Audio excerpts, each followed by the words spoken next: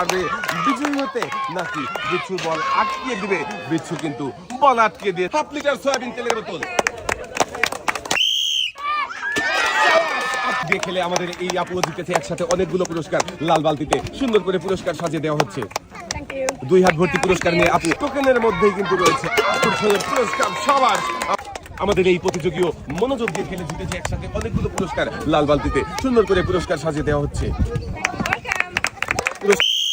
দেখা যাবে